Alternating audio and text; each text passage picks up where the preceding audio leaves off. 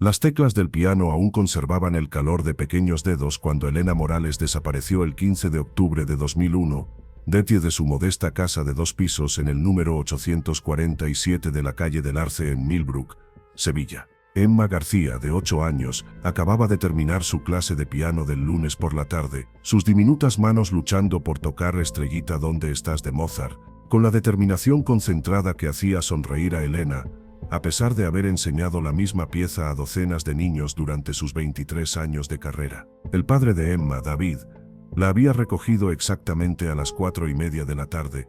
con su puntualidad habitual, ofreciendo su característico saludo cortés a Elena, mientras Emma recogía sus libros de música y los colocaba cuidadosamente en la mochila rosa, que nunca la abandonaba durante las clases. Lo que sucedió en los 47 minutos entre la partida de Emma y la completa desaparición de Elena, atormentaría a esta comunidad sevillana durante 22 años, creando ondas de sospecha y miedo, que finalmente revelarían una verdad más perturbadora de lo que nadie podría haber imaginado sobre la confianza, la protección y las devastadoras medidas a las que aparentemente personas ordinarias llegarían para preservar sus mentiras cuidadosamente construidas. Elena Morales había construido su vida alrededor del suave ritmo de las clases de piano y la tranquila satisfacción de ver a los niños descubrir la música por primera vez. Su salón había sido convertido en un estudio de enseñanza donde dominaba un piano vertical, Yamaha de 1987 bien mantenido, su superficie de caoba pulida, reflejando la luz del sol de la tarde que se filtraba a través de cortinas de encaje que su madre había hecho en 1976. Las paredes mostraban 23 años de fotografías de recitales de estudiantes, creando una cronología de pequeños rostros y padres orgullosos que servía como la galería más preciada de logros profesionales de Elena. A los 45 años, Elena poseía el tipo de autoridad gentil que hacía que los padres confiaran inmediatamente en ella para la educación musical y el desarrollo emocional de sus hijos. Su cabello castaño entrecano siempre estaba recogido en un moño pulcro, y su guardarropa consistía completamente en chaquetas de punto y faldas cómodas, que le permitían sentarse apropiadamente en el banco del piano mientras guiaba pequeñas manos sobre las teclas. La reputación de Elena en Millbrook se extendía mucho más allá de las clases de música, tocaba el órgano en la iglesia de San Miguel cada domingo, organizaba el pesebre navideño anual, y no había faltado a una reunión del consejo escolar en los 7 años desde que había sido elegida para representar los programas de educación artística, que la comunidad no podía permitirse perder durante los recortes presupuestarios. La rutina que definía los lunes de Elena había permanecido sin cambios durante años. Emma García a las 4 de la tarde, seguida de 30 minutos de trabajo administrativo actualizando planes de lección y notas de progreso de estudiantes, luego preparación para las clases del martes temprano en la mañana, con los gemelos Hernández, que solo podían practicar antes de la escuela debido al horario de trabajo de su padre en el elevador de granos. Los vecinos de Elena se habían acostumbrado a escuchar música de piano flotando desde su casa entre las 3 de la tarde y las 8 de la noche de lunes a viernes, creando una banda sonora para la calle residencial, donde las familias habían criado niños por generaciones, y donde todos conocían no solo los nombres de sus vecinos, sino sus horarios, hábitos y luchas personales. El 15 de octubre de 2001 Piazza Familiar Banda Sonora Musical sería reemplazada por un silencio que parecía hacer eco con preguntas sin respuesta y una creciente sensación de terror. El descubrimiento de que algo estaba imposiblemente mal llegó a las 6:15 de la tarde cuando Margarita Hernández llegó con los gemelos de 7 años, Lucía y Sara, para lo que debería haber sido su clase regular del lunes por la tarde. Margarita había estado conduciendo la misma ruta a la casa de Elena durante 2 años, girando a la izquierda en la iglesia de San Miguel, a la derecha en la calle del Roble, y a la izquierda otra vez en la calle del Arce, donde la distintiva casa victoriana de Elena se alzaba rodeada por los robles que daban nombre a la calle. La familia Hernández nunca había faltado a una clase sin llamar antes, y Elena nunca había dejado de responder a su puerta cuando llegaban estudiantes. El primer golpe de Margarita no produjo respuesta a pesar de que el Seat León de 1996 de Elena estaba en su lugar habitual en el camino de entrada, posicionado en el mismo ángulo donde Elena siempre aparcaba después de regresar de su viaje semanal de compras de comestibles al mercado González. Las puertas del coche estaban cerradas y nada parecía perturbado o inusual sobre el vehículo que había transportado a Elena de manera confiable por las tranquilas calles de Millbrook durante los últimos 5 años. Margarita golpeó otra vez, más fuerte esta vez, mientras Lucía y Sara presionaban sus caras contra la ventana del salón tratando de mirar a través del hueco entre las cortinas cuidadosamente arregladas de Elena. «Señora Morales», gritó Margarita, su voz llevando el ligero tono de preocupación que las madres desarrollan cuando las rutinas familiares se interrumpen inesperadamente. Caminó alrededor hacia la puerta trasera, siguiendo el sendero de piedra que Elena había puesto ella misma 3 veranos antes durante uno de sus ambiciosos proyectos de mejoras domésticas. La puerta trasera estaba cerrada, pero Margarita podía ver a través de la ventana de la cocina que la taza de café de Elena de esa mañana aún estaba en el mostrador junto a un trozo de tostada a medio comer, sugiriendo que el día de Elena había comenzado normalmente antes de ser interrumpido por algo inesperado. Margarita Hernández había vivido en Millbrook lo suficiente para entender las reglas no escritas de la interacción social de pueblo pequeño. No entrabas en la casa de alguien sin invitación, pero tampoco ignorabas las señales de que un vecino podría necesitar ayuda. Su decisión de llamar al comisario Tomás Ruiz a las 6:23 de la tarde resultaría ser el primer reconocimiento oficial de que la desaparición de Elena Morales representaba algo mucho más serio que una cita perdida o simple falta de comunicación. El comisario Ruiz llegó al 847 de la calle del Arce a los 12 minutos de la llamada de Margarita, el silencioso acercamiento de su coche patrulla, reflejando sus 28 años de experiencia en manejar situaciones que podrían o no representar emergencias genuinas. A los 54 años, Ruiz había servido como comisario de Millbrook más tiempo del que la mayoría de los residentes podían recordar, ganándose su confianza a través de su manejo constante de las crisis menores que definían el orden público en una comunidad donde el crimen serio seguía siendo algo que pasaba en otros lugares a otras personas. Su acercamiento a la situación de Elena combinaba precaución profesional con la preocupación personal que venía de conocer a Elena Morales como miembro respetado de la comunidad, y como la mujer que había enseñado a su propia hija Jennifer a tocar piano 15 años antes. El examen inicial del comisario Ruiz de la propiedad de Elena reveló detalles que resultarían cruciales para entender su desaparición, aunque su significado no se haría claro hasta décadas después, cuando técnicas forenses avanzadas pudieran extraer significado de evidencia que la tecnología de 2001 no podía interpretar. La puerta principal de Elena estaba cerrada desde adentro, con el cerrojo de seguridad puesto y la cadena de seguridad que había instalado después de una serie de robos la primavera anterior aún asegurada en su lugar.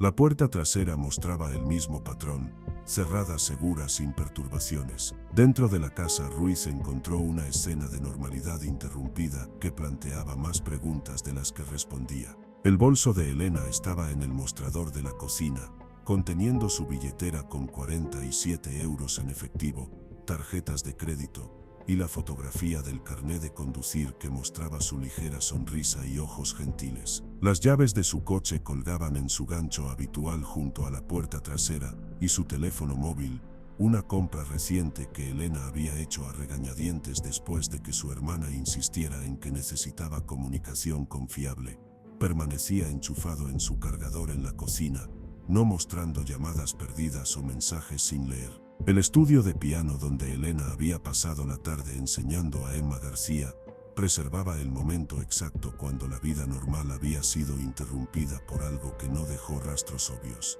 El libro de lecciones de Emma yacía abierto en el banco del piano en la página que habían estado practicando, con las anotaciones a lápiz de Elena marcando los compases donde Emma luchaba consistentemente con el ritmo. El banco del piano permanecía posicionado en la altura precisa que Elena ajustaba para cada estudiante, y sus materiales de enseñanza estaban organizados con la precisión metódica que caracterizaba cada aspecto de su vida profesional. Lo que impactó al comisario Ruiz como particularmente inquietante fue la ausencia completa de cualquier señal de lucha o perturbación. La casa de Elena no mostraba evidencia de entrada forzada, Ninguna indicación de violencia y ninguna sugerencia de que hubiera salido voluntariamente. Su bolso, llaves y teléfono quedaron atrás, pero su chaqueta de otoño, un abrigo de lana Burdeos que los vecinos a menudo la veían usar durante las caminatas vespertinas, faltaba del armario donde típicamente la colgaba. Esta única prenda ausente se convertiría en el foco de análisis extenso y especulación durante la investigación que siguió. La entrevista del comisario Ruiz con David García tuvo lugar en la casa familiar García el 16 de octubre, menos de 24 horas después de que se reportara la desaparición de Elena. La casa García, un modesto rancho en la calle del Cerezo, reflejaba el presupuesto cuidadoso de un padre soltero criando una hija con el salario que ganaba como supervisor de mantenimiento en la planta de tratamiento de aguas de Millbrook. David se había mudado a Millbrook en 1998, 3 años después de que su esposa Carmen muriera en un accidente automovilístico que lo dejó criando a Emma, entonces de 8 años, solo mientras manejaba su propio dolor y los desafíos prácticos de la paternidad soltera. David García se presentó al comisario Ruiz como un miembro de la comunidad preocupado, ansioso por ayudar de cualquier manera posible con la investigación de la desaparición de Elena Morales. Su relato de los eventos de la tarde del lunes fue entregado con la precisión de alguien acostumbrado a mantener registros detallados para su trabajo municipal. Había llegado a la casa de Elena exactamente a las 4:30 de la tarde, como era su rutina durante los 2 años pasados desde que Emma comenzó las clases de piano. Emma había recogido sus materiales mientras él esperaba en el salón, intercambiando breves cortesías con Elena sobre el progreso de Emma y el próximo recital de otoño programado para el 18 de noviembre. Según la declaración de David, Elena había parecido perfectamente normal durante su interacción, quizás ligeramente cansada, mencionó, pero nada que sugiriera angustia o preocupación. Emma había estado emocionada por dominar un pasaje particularmente desafiante en su pieza de lección, y Elena había elogiado la mejora de la niña mientras proporcionaba a David la actualización acostumbrada sobre objetivos de práctica para la semana siguiente. Toda la interacción había durado no más de 5 minutos, estimó David, terminando cuando él y Emma salieron por la puerta principal de Elena aproximadamente a las 4:35 de la tarde. La cronología de David para el resto de la tarde del lunes lo colocaba en casa con Emma desde las 4:45 de la tarde en adelante,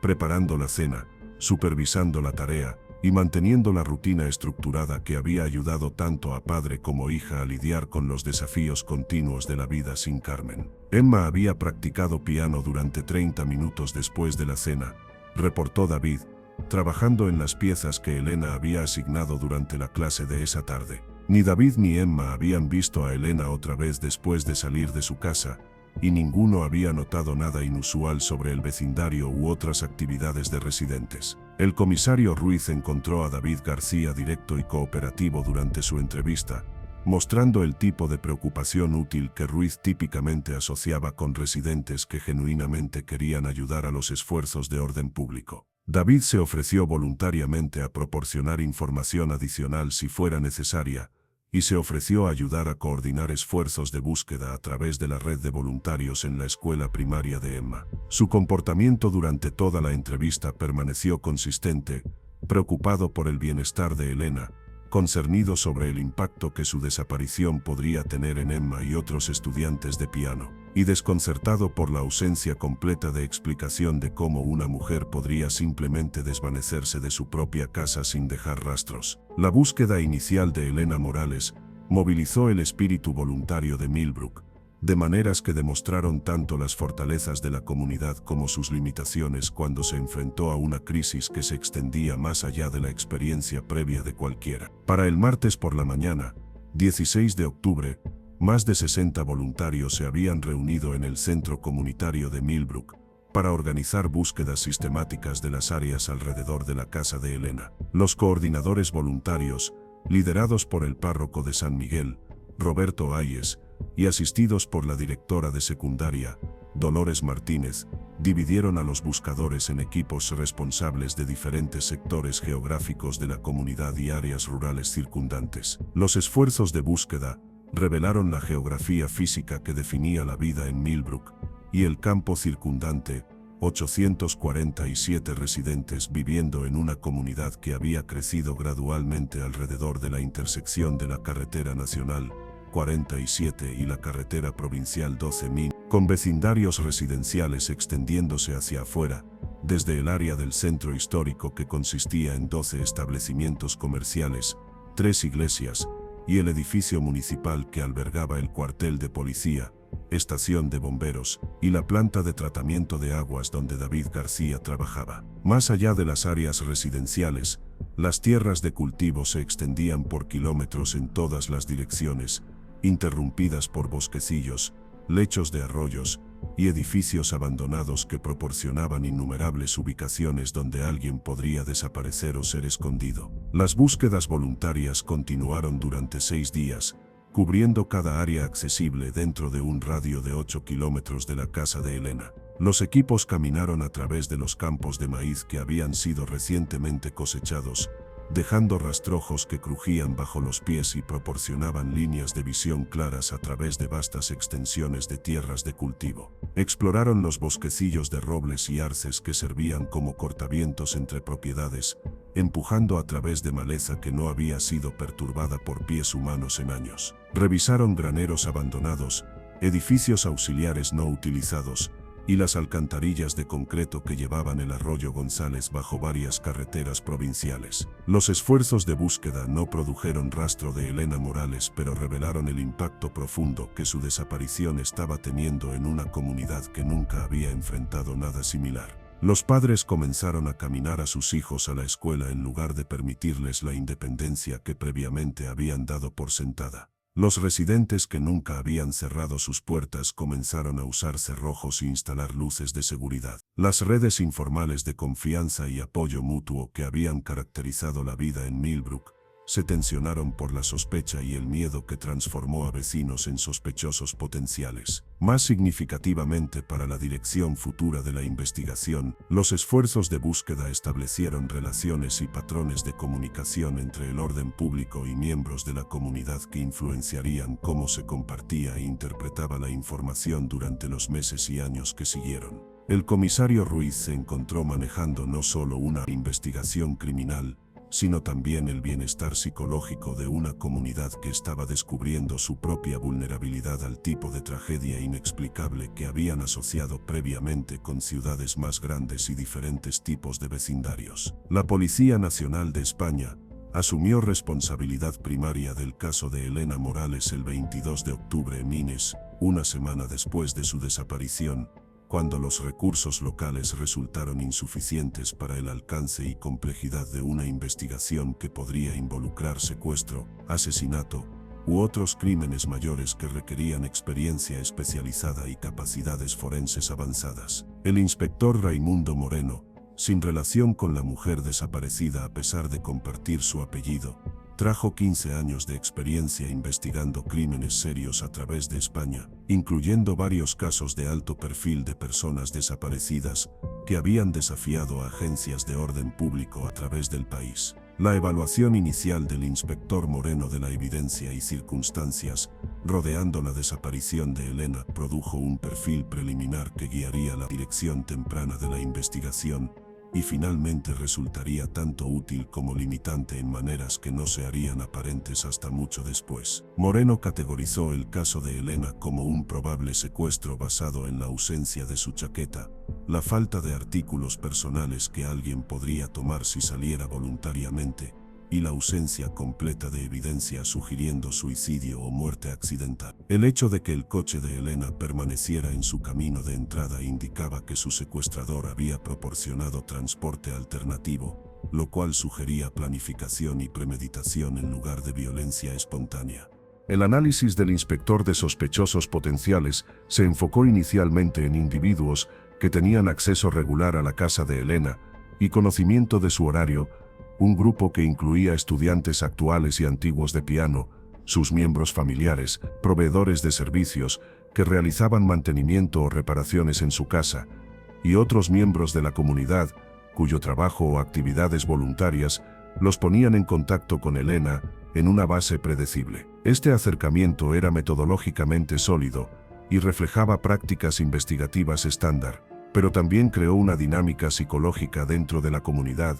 donde los residentes comenzaron a ver a sus vecinos y conocidos con sospecha, en lugar de la confianza que había caracterizado previamente las relaciones sociales locales. Las entrevistas del inspector Moreno con los estudiantes de piano de Elena y sus familias revelaron el afecto profundo y respeto que Elena había ganado durante su carrera de enseñanza, pero también descubrieron información sobre su vida personal que añadió complejidad a la investigación. Varios padres mencionaron que Elena había parecido crecientemente preocupada por algo durante las semanas que precedieron a su desaparición, aunque ninguno pudo proporcionar detalles específicos sobre la fuente de su ansiedad. La hermana de Elena, Patricia, que vivía en Madrid y hablaba con Elena por teléfono cada domingo por la tarde, confirmó que Elena había mencionado sentirse incómoda sobre una situación no especificada, pero había declinado elaborar cuando Patricia presionó por detalles. La pista temprana más prometedora de la investigación emergió del calendario personal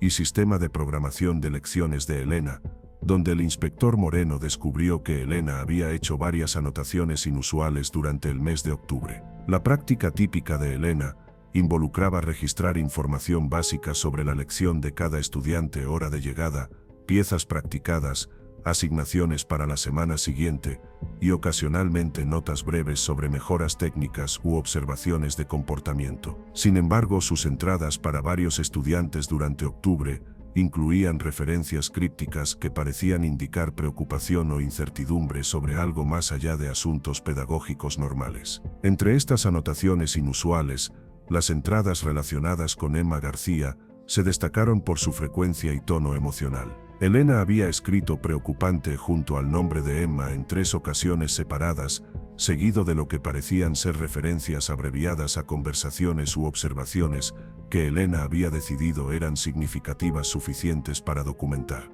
El inspector Moreno reconoció que estas anotaciones podrían representar el intento de Elena de crear un registro de algo que encontraba perturbador, pero aún no estaba preparada para reportar a través de canales oficiales. La evaluación psicológica de la personalidad y patrones de comportamiento de Elena Morales, conducida por la psicóloga forense consultora Dr. Amanda Fernández, proporcionó perspicacia crucial sobre cómo Elena podría haber respondido a descubrir información que encontrara perturbadora o potencialmente peligrosa. El análisis de la Dr. Fernández, basado en entrevistas con miembros familiares, amigos y colegas profesionales de Elena, reveló una mujer que se acercaba a situaciones difíciles con deliberación cuidadosa y un fuerte sentido de responsabilidad para proteger a otros, particularmente niños. Según la evaluación de la Dr. Fernández, Elena Morales habría sido inclinada a reunir información adicional y considerar sus opciones cuidadosamente antes de tomar acción, que podría tener consecuencias serias para otros. Este perfil de comportamiento sugería que si Elena hubiera descubierto algo perturbador sobre uno de sus estudiantes o sus miembros familiares, habría documentado sus preocupaciones mientras intentaba determinar el curso de acción más apropiado. Las anotaciones en su calendario parecían consistentes con este acercamiento, representando el intento de Elena de mantener un registro mientras decidía cómo proceder. Los primeros años de la investigación produjeron una serie de pistas prometedoras que finalmente llevaron a callejones sin salida, mientras el caso de Elena se convertía gradualmente en otro archivo más en la creciente pila de crímenes no resueltos que desafiaban las capacidades de las agencias de orden público locales. La limitada tecnología forense disponible en 2001 significaba que evidencia potencial permanecería sin analizar durante décadas,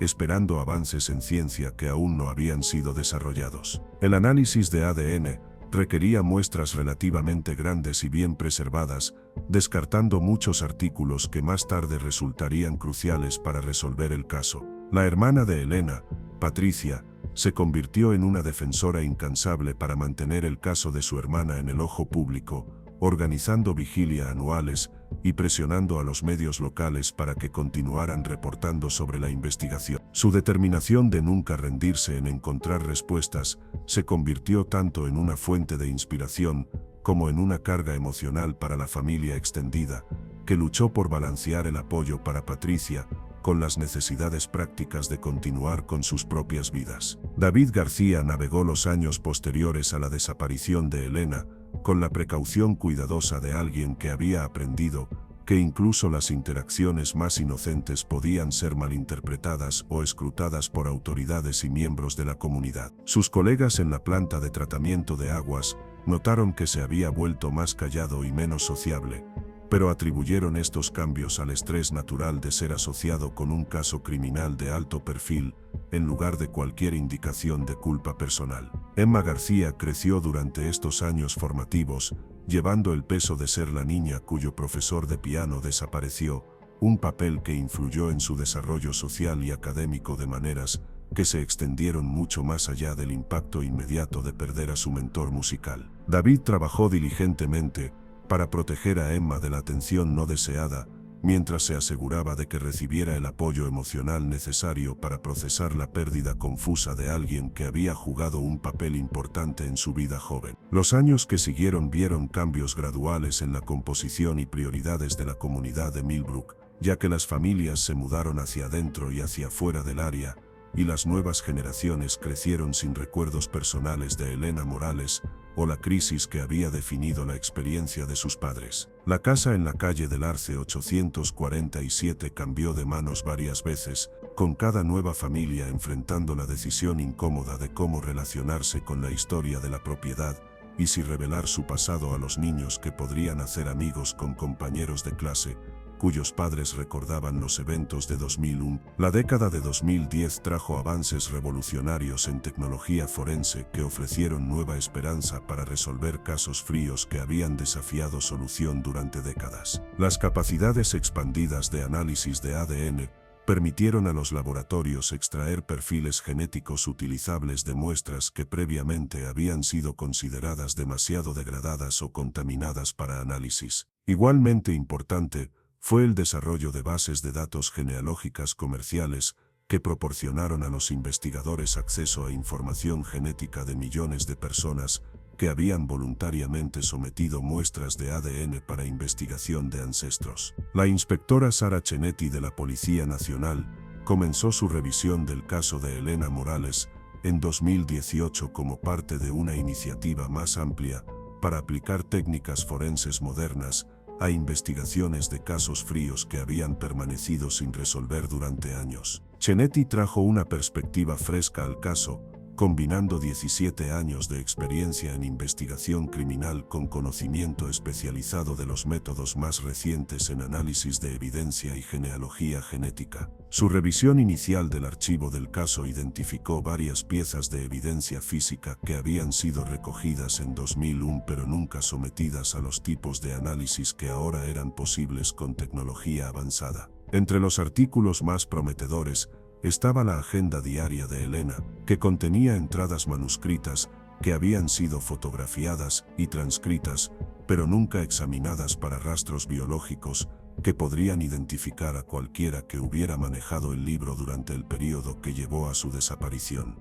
El análisis forense de la agenda diaria de Elena utilizando técnicas de extracción de ADN de última generación produjo un perfil genético parcial que parecía provenir de alguien más que Elena misma. Aunque el material genético era limitado y algo degradado debido a su edad, era suficiente para fines de comparación y podía ser ingresado en las bases de datos de ADN que se habían expandido exponencialmente desde 2001. La búsqueda inicial de las bases de datos criminales no produjo coincidencias directas, pero Chenetti reconoció que las técnicas de genealogía genética ofrecían una vía alternativa para identificar la fuente del ADN desconocido. Este proceso involucraba comparar los marcadores genéticos de la evidencia con perfiles en bases de datos de ancestría comerciales, luego usar relaciones familiares para estrechar la lista de sospechosos potenciales. Trabajando con la genealogista genética Dr. Rebecca Torres, Chenetti embarcó en el proceso complejo y que consume tiempo de construir árboles familiares para individuos cuyos perfiles de ADN mostraron relaciones potenciales con la muestra de evidencia. Este trabajo requirió meses de investigación meticulosa, examinando registros genealógicos que se extendían por múltiples generaciones y regiones geográficas. El análisis de genealogía genética finalmente produjo una lista de 6 sospechosos potenciales que coincidían con los criterios demográficos y geográficos relevantes para el caso de Elena. 5 de estos individuos fueron rápidamente eliminados a través de investigaciones de antecedentes que revelaron coartadas sólidas o imposibilidades geográficas que los descartaron como sospechosos viables. El sexto nombre en la lista pertenecía a David Miguel García,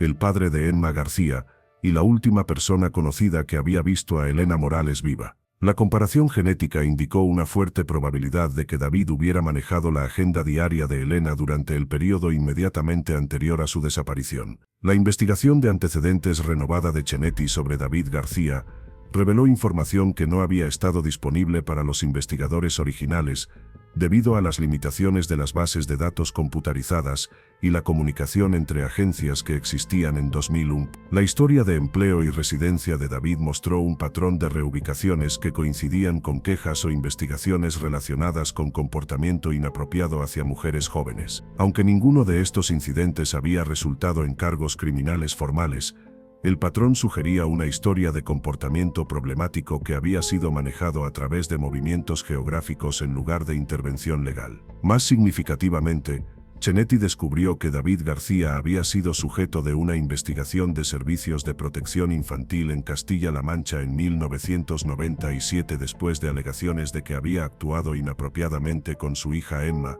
quien tenía 4 años en ese momento. Aunque la investigación había sido cerrada sin acción debido a evidencia insuficiente, los archivos del caso indicaban que los trabajadores sociales habían expresado preocupaciones continuas sobre el juicio de David y el establecimiento de límites apropiados en su relación con Emma. Esta revelación proporcionó el primer motivo plausible para la desaparición de Elena que los investigadores habían identificado en más de 20 años. Si Elena había descubierto información sobre la historia de David o había observado comportamiento preocupante durante las lecciones de piano de Emma, podría haberlo confrontado o amenazado con reportar sus preocupaciones a las autoridades. Tal escenario explicaría las anotaciones crípticas en el calendario de Elena y proporcionaría a David una razón poderosa para silenciar a Elena antes de que pudiera actuar sobre sus sospechas. La vigilancia de David García comenzó en agosto de 2019, casi exactamente 18 años después de la desaparición de Elena Morales. David, ahora de 58 años,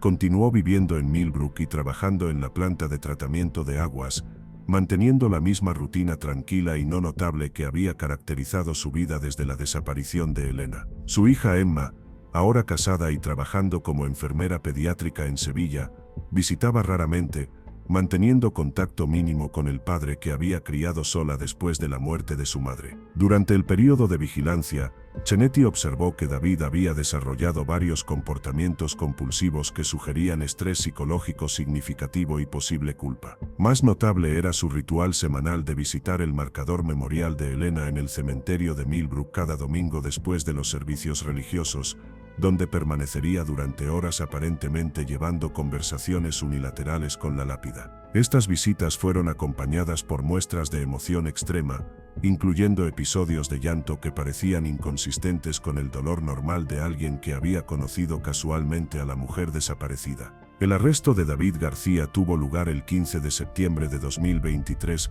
Milaveres, exactamente 22 años después del día en que Elena Morales había desaparecido. Chenetti lo abordó en el estacionamiento de la planta de tratamiento de aguas durante su hora de almuerzo, rodeado por colegas que habían trabajado junto a él durante décadas sin sospechar nunca su posible conexión con uno de los crímenes más notorios en la historia de su comunidad. La respuesta de David a su arresto fue inmediatamente reveladora de la tensión psicológica que había estado llevando durante más de 2 décadas. En lugar de expresar sorpresa o indignación por las acusaciones, pareció experimentar una sensación de alivio de que su secreto largo tiempo guardado finalmente estaba siendo expuesto. Cuando se le informó que la evidencia de ADN lo había conectado con la agenda diaria de Elena, David pidió un abogado, pero también indicó su disposición a discutir los eventos de octubre de 2001. El proceso de interrogatorio se desarrolló durante 3 días en las instalaciones de la Policía Nacional en Sevilla, con Chenetti empleando técnicas psicológicas diseñadas para alentar la confesión honesta mientras aseguraba que cualquier declaración que David hiciera sería legalmente admisible.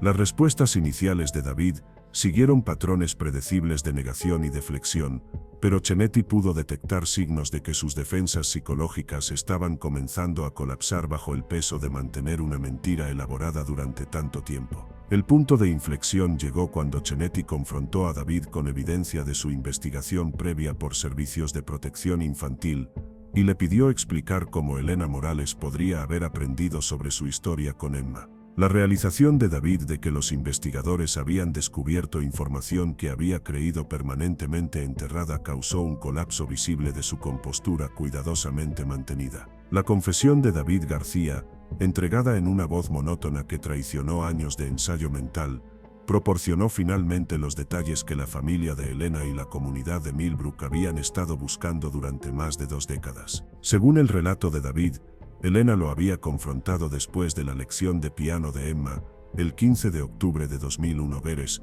demandando saber por qué Emma había estado exhibiendo cambios de comportamiento que Elena reconoció como indicadores potenciales de abuso sexual. Elena había investigado los síntomas de abuso infantil como parte de su entrenamiento para trabajar con niños y había crecientemente preocupado sobre el retiro de Emma de las actividades sociales, la regresión en su progreso musical, y los signos físicos que sugirieron contacto inapropiado. Había programado una cita con servicios de protección infantil para el día siguiente y había informado a David que reportaría sus sospechas a menos que él voluntariamente buscara ayuda profesional. David confesó que no había tenido intención inicial de lastimar a Elena cuando regresó a su casa esa noche. Su plan había sido persuadirla de reconsiderar su curso de acción, posiblemente convenciéndola de que las preocupaciones de Emma estaban relacionadas con el ajuste continuo a la muerte de su madre en lugar del abuso. Sin embargo, Elena se había rehusado a comprometerse en lo que veía como su responsabilidad profesional y moral de proteger a Emma.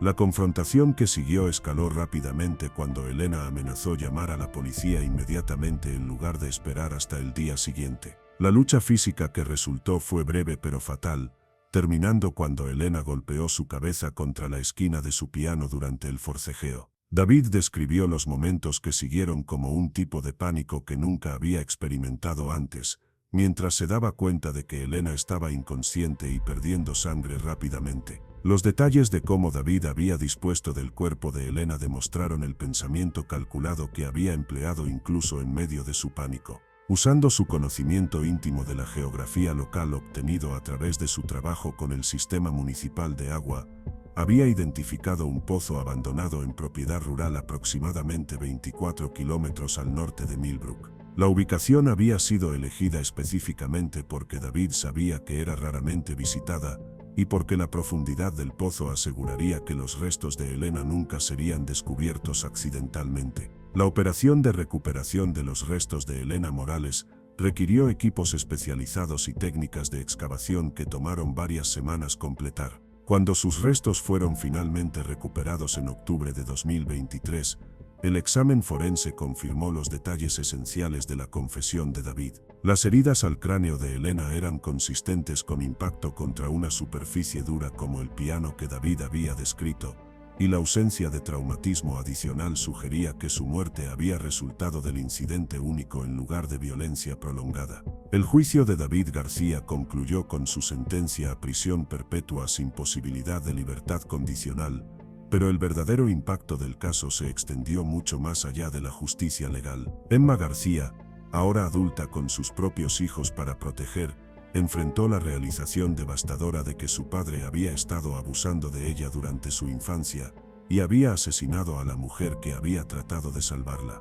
La comunidad de Millbrook luchó por procesar la revelación de que habían vivido junto a un asesino durante más de 2 décadas, alguien que había participado en búsquedas, asistido a servicios conmemorativos y mantenido la apariencia de ser un miembro respetado de su sociedad. El caso sirvió como recordatorio perturbador de que las amenazas más peligrosas para los niños a menudo vienen de dentro de sus propios círculos de confianza. Para aquellos que siguieron la historia de Elena Morales desde el principio, su caso representa tanto una conclusión largamente esperada como una demostración del poder de la ciencia forense moderna para finalmente traer justicia a las víctimas y sus familias. El valor de Elena al confrontar a David García sobre su abuso de Emma costó su vida, pero su sacrificio finalmente protegió a Emma y posiblemente a otros niños que podrían haber sufrido si el comportamiento de David hubiera continuado sin control.